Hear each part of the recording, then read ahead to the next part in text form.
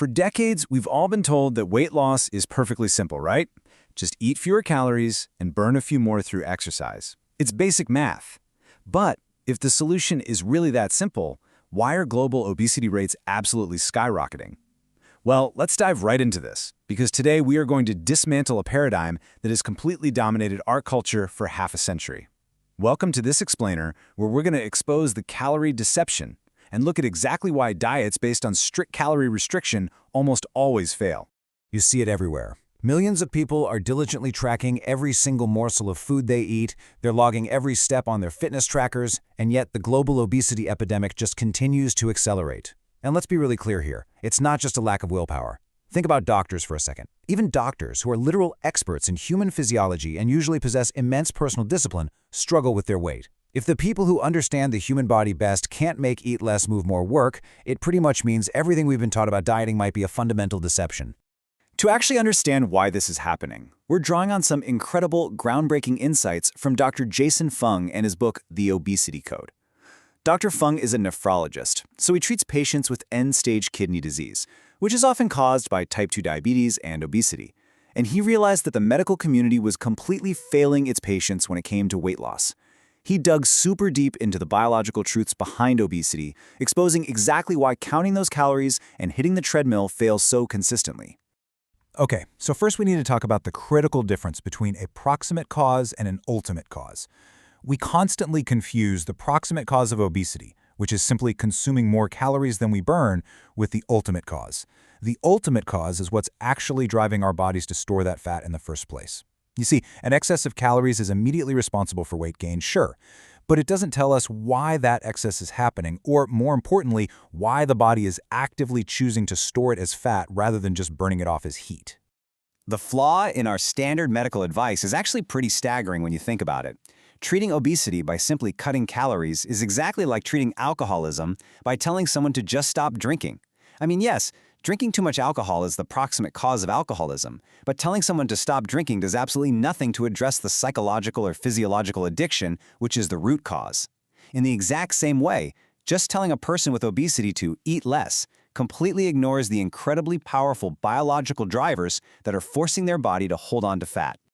So what really happens to human biology when you just drastically cut calories? Well, we actually have shocking historical proof of this. Let's take a trip back to 1944, right in the middle of World War II.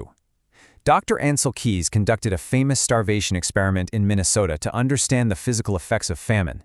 He took 36 healthy, normal-weight young men who were used to eating about 3,200 calories a day and suddenly dropped them onto a severe calorie-restricted diet of roughly 1,570 calories. They didn't just lose weight smoothly, no way, their bodies fought back with extreme prejudice. The most staggering finding from all of this? Their resting metabolic rate dropped by a massive 40%.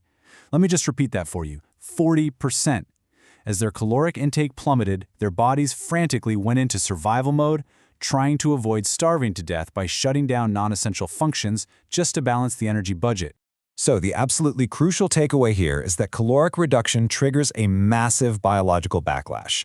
Because there was less energy coming in, the body turned down the heat, literally. The participants' body temperatures dropped to an average of 95.8 degrees Fahrenheit. Their heart rates slowed way down from 55 to just 35 beats per minute. They felt constantly, miserably freezing cold. Their hair fell out, their nails became totally brittle, all because the body just couldn't spare the energy to grow them. And psychologically, it was rough. They developed this intense, neurotic obsession with food. They dreamed about eating, and they even started hoarding cookbooks like they were pirate treasure. Just listen to this direct quote from one of the participants. "I'm cold. In July, I walk downtown on a sunny day with a shirt and sweater to keep me warm. I crawl under 2 blankets." Honestly, if you have ever been on a really strict low-calorie diet, you probably recognize that exact feeling of being cold, completely exhausted, and constantly hungry. This totally validates that diet misery is a biological reality. It's a deep evolutionary survival mechanism. It is definitely not a lack of willpower on your part. What this whole historical experiment ultimately proves is that calories in and calories out are not independent variables. They are deeply biologically linked. The body isn't some closed thermodynamic system. It's a super smart, highly adaptable organism.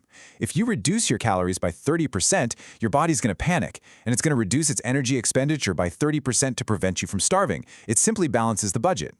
And this, unfortunately, leads to a vicious cycle that almost every dieter has experienced. Step 1, you eat less. Step 2, your metabolism immediately slows down to conserve energy, and your body starts actively spiking hunger hormones, like ghrelin, to literally force you to seek out food. Step 3, because your metabolism has slowed down to match your new food intake, you hit a plateau. You stop losing weight entirely. And finally, step 4, you feel terrible, you're freezing, you're relentlessly hungry, so you inevitably start eating normally again. But wait, now your metabolism is slower than it was before you started, so you quickly regain all the weight back, and very often you end up gaining even more. Okay, so if cutting calories is a trap, what about exercise? We've always been told eat less, move more, right? But here is another hard truth. Diet and exercise are not 50-50 partners. Actually, scratch that. They aren't even close. When it comes to weight loss, diet does about 95% of the heavy lifting. Now, as Dr. Fung points out, exercise is kind of like brushing your teeth. It is fantastic for your overall health, and you absolutely should do it every single day. But as your primary tool for dropping pounds, it's incredibly ineffective. When we break down how our bodies actually use energy throughout the day, the reality is pretty shocking. Total energy expenditure is completely dominated by our basal metabolic rate. That's the energy used just to keep our heart pumping, our lungs breathing, and our organs functioning. That basic metabolic housekeeping burns the vast, overwhelming majority of our calories. Exercise, for the average person anyway, represents a tiny, nearly irrelevant 5% sliver of your daily energy expenditure. But wait, it actually gets worse. All because of something called the compensation effect. When we exercise more, our bodies compensate in two major ways to maintain homeostasis. First, we subconsciously eat more to make up for the burned calories. Get this, one Harvard study found that students ate an extra 292 calories for every hour of exercise they did. Second, we subconsciously rest way more outside of our workouts. If you run hard for an hour in the morning, you are much more likely to just sit on the couch for the rest of the day. In the end, your total weekly physical activity often remains entirely unchanged. Ultimately, it boils down to this profound, undeniable reality. You cannot outrun a poor diet.